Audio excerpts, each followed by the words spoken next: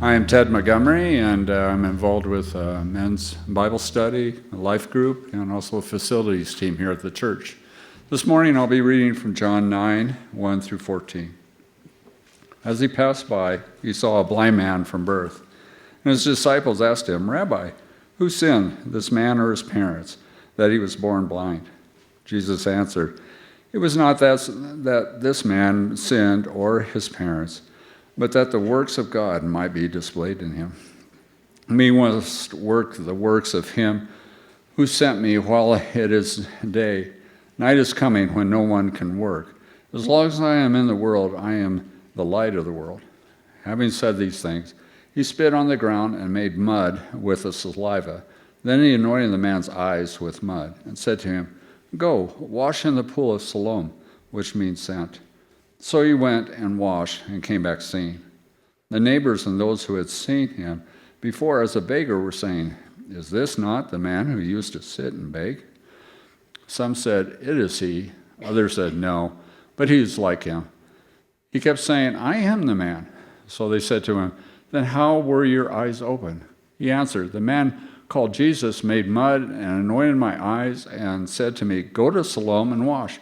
So I went and washed and received my sight." They said to him, "Where is he?" He said, "I do not know." And they brought to the Pharisees the man who had formerly been blind. Now it was the Sabbath day when Jesus made the mud and opened his eyes. Thanks, Ted. Well, one of the things that I've been really convicted by lately is I don't feel like I've been doing a good enough job of drawing attention to who the new members of Calvary Bible Church are. That one of the things that we talk about as we go through the membership class is we say to be a member here is that we are committed.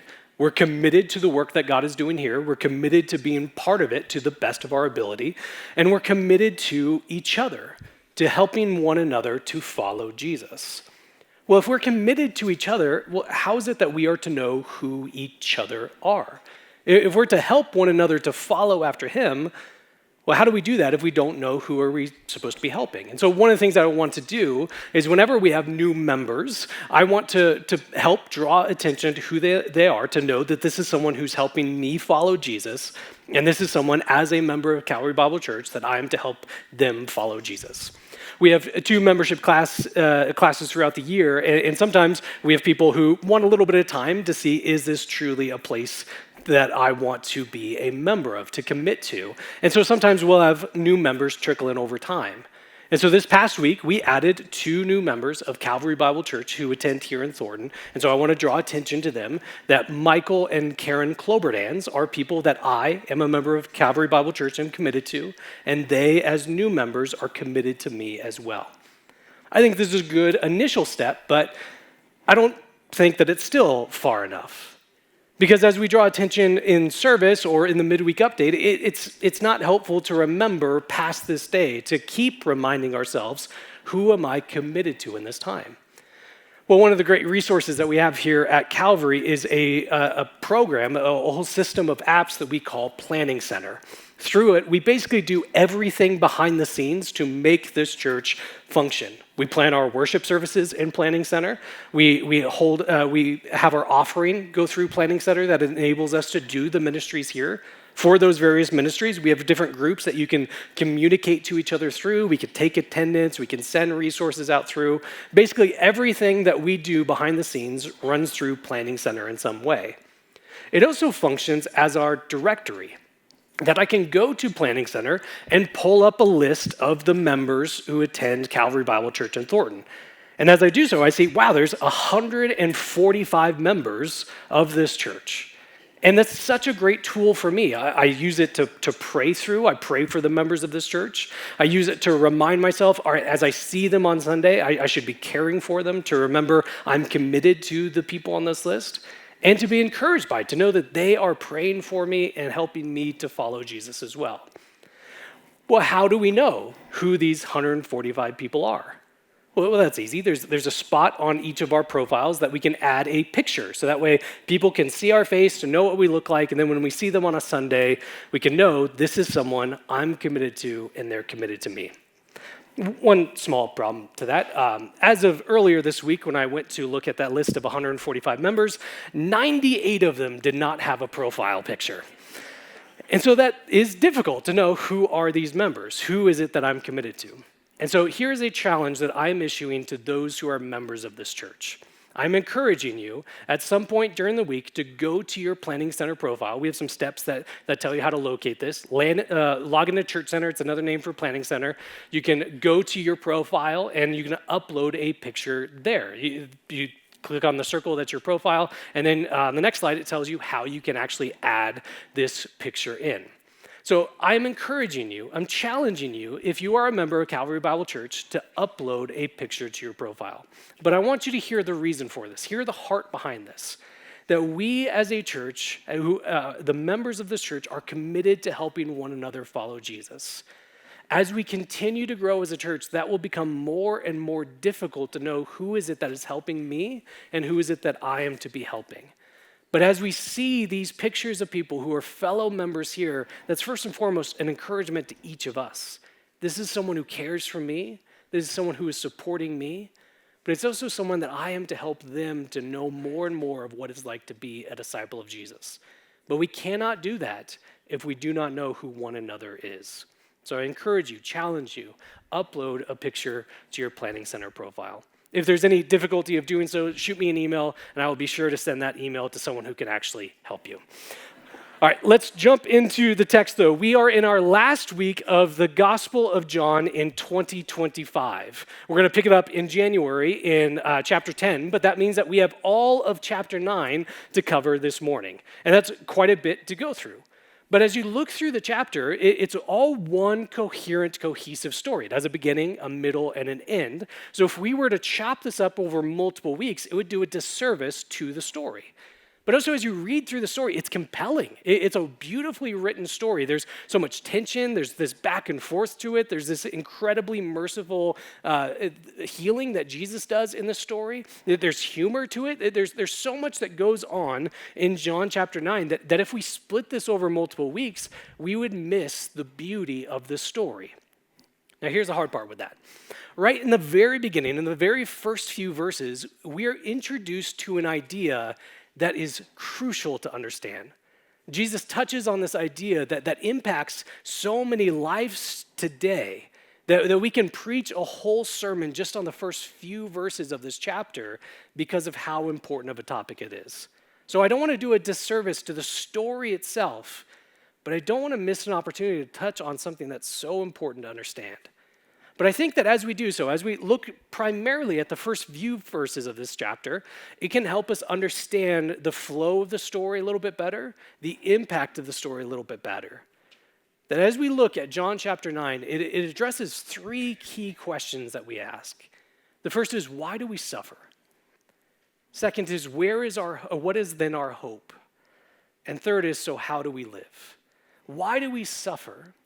What is our hope? And so how do we live? And we see that, especially the answer to that first question, as we look at how John chapter 9 begins. Let me reread verses 1 through 3 for us. It says, as he, this is Jesus, passed by, he saw a man blind from birth. And his disciples asked him, Rabbi, this is teacher, who sinned, this man or his parents, that he was born blind?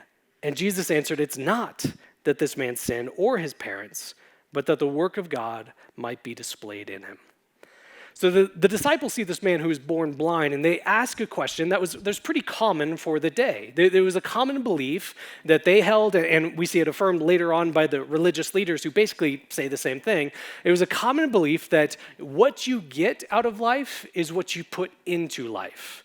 So if you are turning away from God, if you are sinning, then you are going to have a life that's full of hardship and difficulty.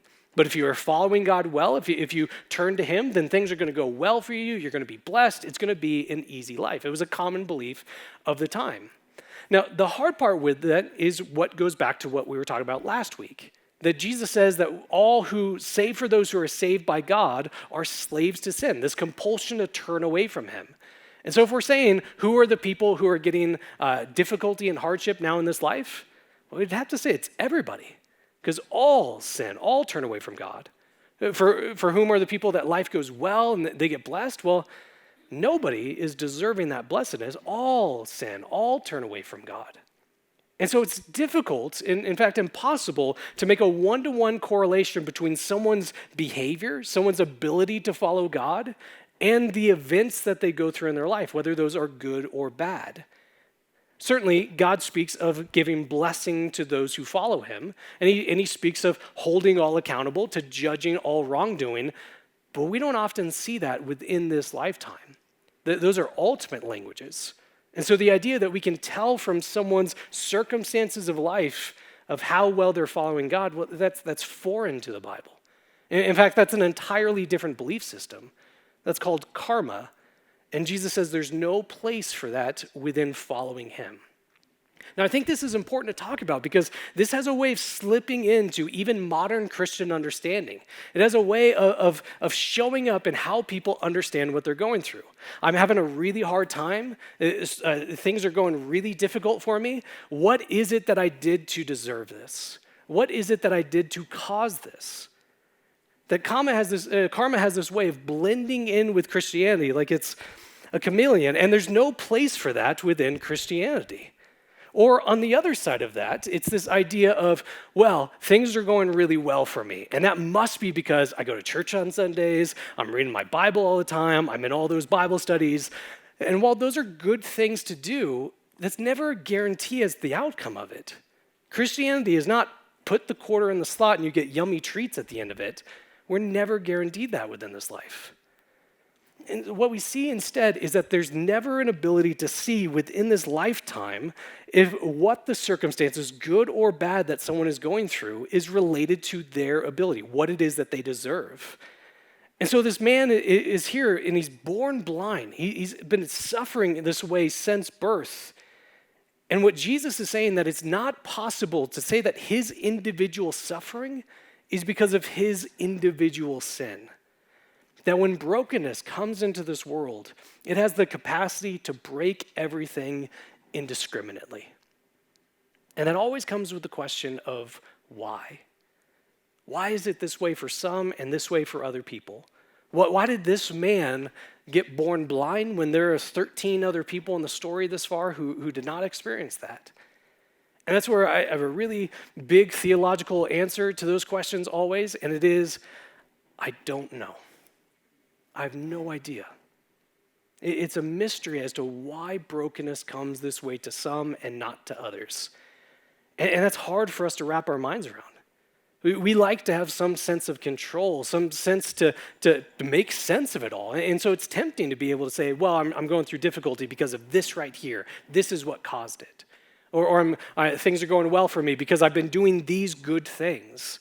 There's a sense of control. There's a sense of answering the mystery. We don't like the mystery. But is God so feeble that we can coerce him to work in whichever way we want, for good or bad, by our own actions? No, not at all. Not at all. Instead, what we see is that God blesses those who worship him and those who have no idea that he exists. You also see that suffering and hardship comes into this world, and it doesn't first check people's CVs. It doesn't look at their moral compass. It indiscriminately brings difficulty throughout this world. And it's hard to understand why that is. If you've been around Calvary throughout this past year, you might have noticed that this has been an unprecedented year of growth, of numerical growth, that we've had more and more people coming to this church. And it's awesome, it's exciting. We get to see more and more of the work that God does through people's lives as there's just more people around. But with that as well, comes more and more stories of difficulty, more and more hardship, more pain and sorrow and suffering that people are enduring. And that's really hard. It's really difficult to see the ways that people have been enduring the difficulties of this world. And to add on top of that, to have nothing that makes sense of it. Why is it that when the church gathers around one person to pray for them as they have this health scare, to get good news coming back of words like remission or the test came back negative or positive, whichever one is the good one in this case, The things have been going really well for them, but when the church gathers around another person to pray for them, we don't get that news. Why? Why is it that when this couple, this relationship, this marriage goes through something that could break them, that could dissolve this marriage, destroy it, but they come out on the other side stronger because of it? And yet there's this other relationship who went through something similar and almost immediately ceased to exist, let alone the other relationships that have never needed to go through something like it. Why? Why is it that there are some who've been searching desperately for work, that they really want to work, they want to work hard, they want to earn their way, but it's been month after month of not finding something, when other people found a job quickly, a dream job, right out of the blue, or others who've been able to work in the same place for decades without interruption? Why? Why is it that some families seem to have 6 kids instantly, but we waited 7 years for one? And then there's other couples who look at our waiting and say, man, I wish it was only 7 years. I wish we could have had a stop to our waiting. And my answer always is, I don't know. I don't know. But don't be like the disciples in the story. Don't try to find out who to blame. Don't figure out who is the cause or who's at fault for it, because Jesus says that's not what it is. But instead of just leaving us in the questions of, I don't know why this is happening, he helps to give us the hope that we have that's found in him. Because while I don't know why you're going through what you're going through, whatever that might be, I don't know why this is happening, but I do know what will happen. I do know the source of hope that we can have no matter the hardship that we are going through. And we can get to that in the very way that Jesus does this particular healing. Let me pick up the story in John 9, verse 6. And having said these things, he, this is Jesus, spit on the ground and made mud with the saliva. And he anointed the man's eyes with the mud and said to him, go wash in the pool of Siloam, which means sent. And he went and washed and came back seeing. Now, I think we can be honest with each other here and say, this is gross. And it's also unnecessary. Like, we've seen Jesus heal just by his very words. Like, he doesn't even need to be around people. And he says, yeah, this guy's healed already. Go back home and you'll see that to be true. And so why does he now spit into the ground and make mud with that saliva and then put that on this man's face? It seems entirely unnecessary. And I think that's a good question. When something is unusual or peculiar, we're to ask, why is this recorded in this way? Why does Jesus do this particular thing? I think that's the right question to be asking.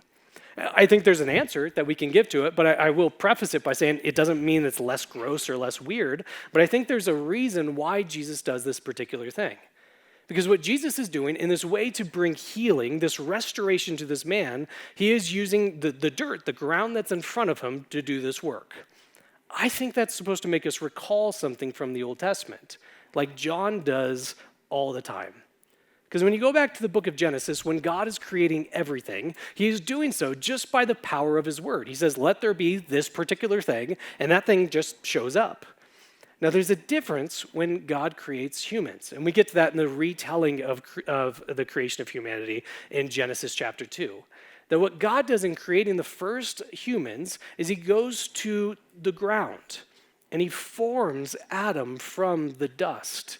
And we're supposed to see in that this really intimate, this really personal, this relational way that God is close to humanity in their making, to show that they are entering into this closeness with God that is so needed for them. And so when Jesus goes to the ground that's in front of him to do this work that he's doing, entirely unnecessary, I think it's supposed to make us recall our very creation, the very way that God makes people. But Jesus isn't here making something brand new. Jesus isn't creating eyes or creating something new that's never been seen before. He's instead addressing a need that this man has. Well, I think it goes to what we see after God created humans. That after forming them from the dust, from the dirt, that we see from that humans turned away from God. And the story goes that sin enters into the world, and all suffering and sorrow and hardship and brokenness and impairments come from that very moment. So when we look at the life of this blind man, we don't say his sin caused his suffering, but we do say sin causes all suffering. Sin enters into the world, and that's what leads to humanity being less than what they were meant for, less than what they ought to have been. That the impairment that this man has is not because of his sin, but it's certainly because of sin in this world. And so what Jesus is doing is addressing that very thing. God created humans to be with him. As sin enters, that's no longer possible. So why has Jesus come? Jesus has come to show salvation. Jesus has come to point us back to God. Jesus has come to enable us to be the people we were always meant to be. In that perfect relationship with God, where there was nothing broken, nothing that pulled us away from him, nothing that impaired or brought sorrow or hardship, Jesus has come to recreate humanity to be who they were always meant to be, to restore us to who we were always meant to be. And we see that as we understand the flow of this story. I mean, think about it from the perspective of this man. He was born blind. He's never been able to see before. He wouldn't know what the color red is. He wouldn't know his parents' faces.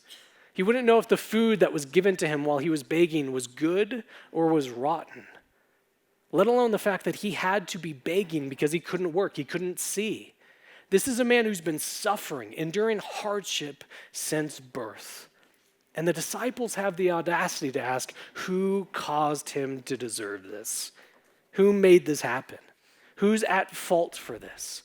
And Jesus' response is, why would anyone be at fault for this?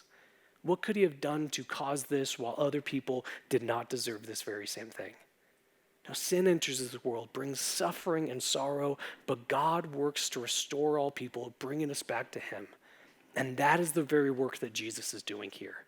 That he is recreating this man to live in a way that's not full of the marks of a broken and desperate world, but instead reflects the pureness and wholeness that all were meant to always have. Jesus demonstrates by using the very substance that humanity was created from to show how he is recreating this person to be who he was always meant to be. And we see that the work of Jesus is doing that exact same thing. He is the God who sees the sorrow of this world that humans are enduring, that we were never meant for, and so he comes to join with them. He sees humans that are going through the hardships of this world that was never the design, and so he joins in with humanity. He sees people that are going through all of the difficulties of life that were never meant to be there, and so Jesus comes to take those very same things away. That this process of restoration that he does, this recreating work that he does, we're supposed to link it with how humans were made. Jesus is saying, I am bringing people back to who they were meant to be.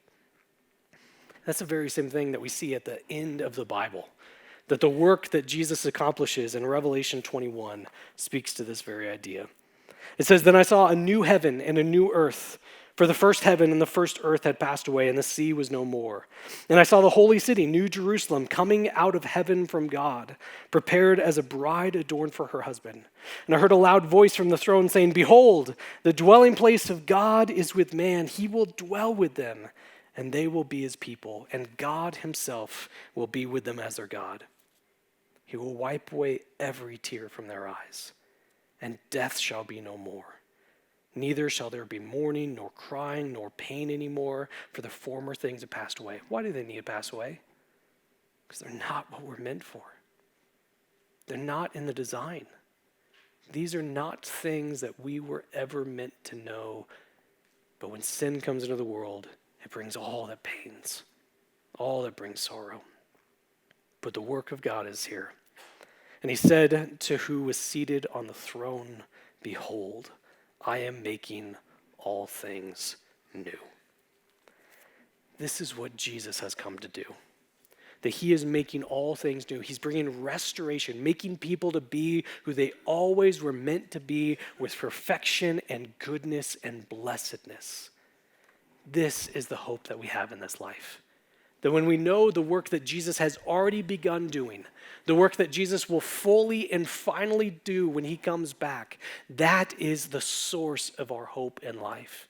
And as people who are full of this hope, the certainty of what Jesus has done and what will do, that's what enables us to live the life that we have now. You and I will continue to go through difficulty and hardship. How do we make it through that? I mean, we know what's coming. We know hard things are coming. How do we make it through what we know will be difficult to navigate? Well, it's only when we know what is ultimately coming. That suffering will never have the last word. That suffering is on a shot clock. It will go away. It will cease to exist because Jesus has come to make us as the people we were always meant to be. That is the hope that we have now. It's the hope that this blind man experienced, that he was sitting there, never being able to see before in his life. But when he was confronted with Jesus, it changed everything. You and I were like that blind man, unable to see, unable to make sense of the difficulty of this life, unable to know what's the purpose of it, what's behind it. And so oftentimes we just point fingers. This must be the cause. This must be the reason. But instead we see Jesus, the God of the universe, join in with us and begin this restoration, this recreating process. And that is the source of our hope. So if that is our hope, how then do we live now? How do we live through all that is hard, all that is difficult? How do we live lives now in response to that hope? Well, I think it looks a bit like the little bit of a life that we get to see from this man after his healing. I said I don't want to do a disservice to this story because it's such a beautiful story, but here's where I need to inappropriately rush too quickly through it to get to the end.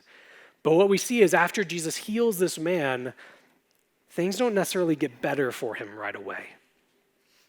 This man is healed after never being able to see before, and then he meets his neighbors, the people who would have seen him every single day, and they say, well, this can't be the man that we've seen begging before. This must be someone else. And he says, no, it is me. It is me. And the crowd is amazed. They're surprised by this. The idea that a man who was born blind now is able to see. They've never heard of anything like that.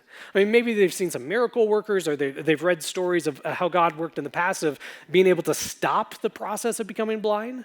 But the idea of someone who was born blind who can now see, that's unprecedented. That's unheard of. Except for one place that was heard of. It was the expected sign of the Messiah. The Christ, the Savior of the world. The book of Isaiah speaks about this in chapters 35 and 42, that this would be the type of work that the one who would come to remake humanity would do. So the crowd gets excited. They take this man to the Jewish religious leaders to see, is this real? Has the Messiah come? Has the Savior of the world come? Is the hope that we have that enables us to endure finally arrived? And so they bring him in front of the religious leaders, and the religious leaders don't think it's true. I mean, for one, this healing was done on the Sabbath. So how can someone truly be from God if they're not following the rules that they think God has set? And so they're interrogating this man and eventually come to the conclusion of, well, it must not be real. It must not be valid. It's a hoax. He was never born blind. So they bring his parents in and say, was he really born blind? His parents are terrified. They don't want to get on the wrong side of him. They know they don't like Jesus, so they don't want to say something wrong. And so they're like, all we can confirm is that he was born blind. Anything after that, don't ask us. He's old enough, ask him. He's responsible, he's accountable, leave us out of it. And so they bring the man back in, and at this point, they are certain. They don't want to find out the truth anymore. They just want to confirm their assumptions. And so they say, Jesus was not a good guy. Prove that. Tell us again of how this happened. And I really like the humor of this man who was once blind. He asks them this question of essentially like, why do you keep asking me all these details? I've told you already. Do you want to hear because you want to follow him? You're just excited about following him, so that's why you want me to keep telling you the story? That makes him really angry. So they kick him out of the synagogue. Now, don't just hear that as you're not welcome to be here today. This means you're not welcome to ever come back. I mean, this man's having the best day of his life. He's never seen before. And now he's being told you're no longer welcome to worship your God in the way you think God has called you to. But the ever-merciful Jesus hears what has happened and seeks this man out. This is verse 35. Jesus heard that they cast him out, and having found him, he said, do you believe in the Son of Man? This is a title that Jesus uses to refer to himself. Do you believe in me? And he answered, "Who is he, sir, that I may believe in him?" And Jesus said to him, "You have seen him. It is he who is speaking to you." And he said, "Lord, I believe," and worshiped him. We said that the section that we've been in the Gospel of John is when we've just been waiting, desperately waiting for someone to acknowledge who Jesus is, to believe in him.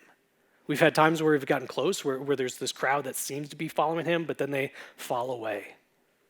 Finally,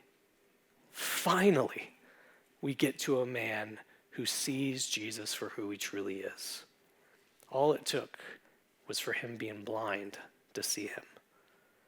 He acknowledges Jesus, he worships him, not merely because of what he did for him, but he sees that this man, Jesus, this God, is worthy of his worship, worthy of his belief. And so this is the only worthy response. How do we live now? Well, we are people who continue to endure suffering and hardship in this life, not necessarily because of something that we've caused by our own actions, but because this world is not what it's meant to be. But when we have the hope that's possible because of Jesus and the work he has already accomplished and the work that we are certain he will do, we can endure the worst that the world can throw at us. But with that as well, we live with the sort of confidence that this man can have. The sort of acknowledgement of the certainty of that work of Jesus. Now, when I say that the confidence that this man has, that's not he's able to stand in front of this crowd of people who are interrogating him and just answer all their questions, that he's able to give really rhetorical responses. No, as you read through the story as to what this man says, well, his answer almost always is, "I don't know." Who was it that healed you? I don't know. How did he heal you? I don't know. Why did he heal you? I don't know. What do you know? Well, I know what he's done for me. I know he did something that no one else could do. I know he's given me hope in life and belief, and so I know he's worthy of following. Last week we talked about the marks of a disciple, of what it looks like to be a disciple, to be a follower of Jesus. And one of the ones that we touched on and didn't get into was confident witness.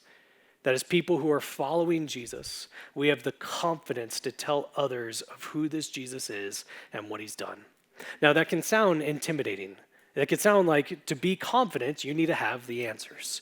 To be confident, you need to be able to persuade someone to believe in Jesus. To be confident, you need to be able to just boldly talk about Jesus constantly, like just in the middle of conversations. How was your week? Well, I mean, Jesus saved me, so this week, like that's not what it is. The confidence is the very same confidence that this man has. And I say that as the man who most often said, "I don't know." When we tell others of what Jesus has done for us, it's not because you have the ability to persuade someone. It's not because you have all the right answers. It's because that you are sitting on the rested and completed work of Jesus in the eager anticipation of the work that he will do. This man was on trial, stood in front of them, and had confidence not because he was able to articulate answers, but because it was rested on what Jesus has done for him. We, as followers of Jesus, go into this world confidently bringing the message of what Jesus has done for this world because the message itself is our confidence. The message itself is what we rely on to bring people into contact with Jesus. That is the basis of our confidence.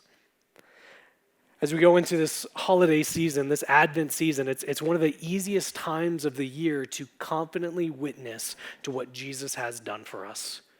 There's so much imagery about Jesus going on. We're singing songs that have Jesus baked into them, even if we don't acknowledge it.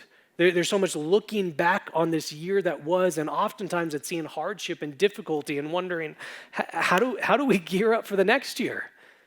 What good could possibly come in the next year? Where is my hope?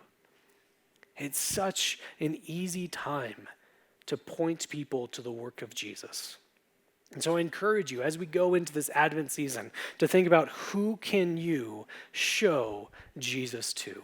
Who can you point to the work that Jesus has done for them in this similar way?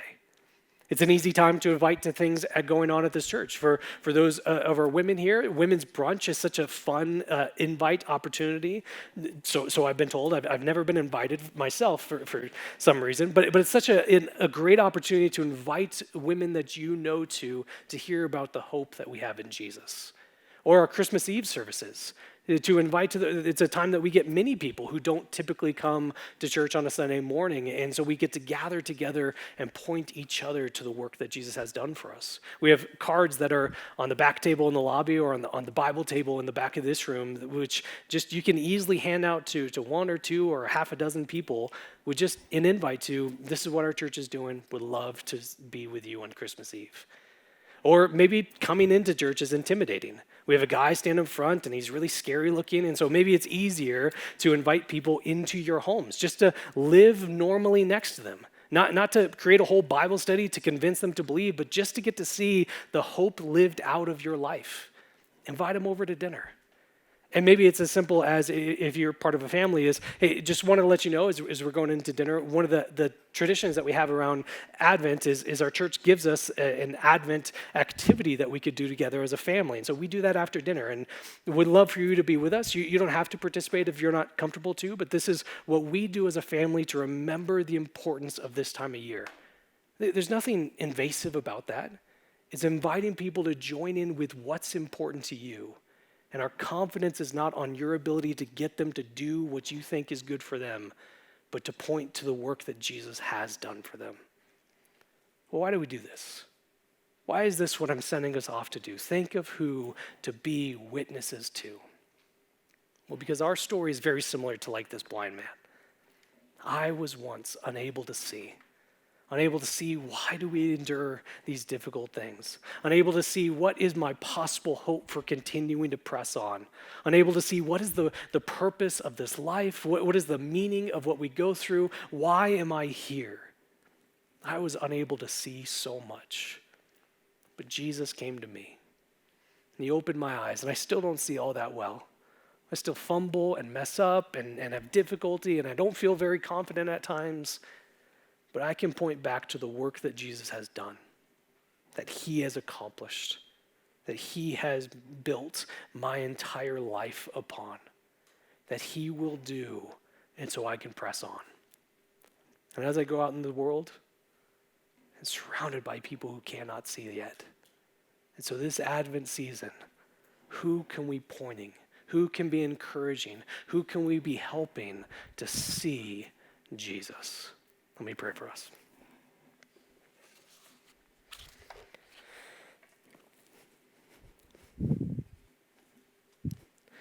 Father, going through this Gospel of John has been such a gift in August, September, October, and now through most of November. And what a joy it is that we are not calling an end to the Gospel of John. We're just pausing, that we get to be back in it, to be encouraged by the work that you've done. But we want to pause for this season. That Advent is a time that we look at your coming, that you have come into this world, and so we can know the certainty that you will come back, that you have begun the work of opening the eyes of the blind, and you will fully and completely recreate all of creation to be as it was always meant to be. What you began in your earthly ministry, we will see fully complete one day. And as people who rush from thing to thing to thing, as people who fill up our December calendars, we want to intentionally pause and say, remember. Remember where our hope is. Remember what's on the horizon. Remember what's coming. Because that shapes and changes how we live now. We are people of hope. We are people who have been given life, and we are people who help others to experience and know that same thing. So it's you and you alone we pray.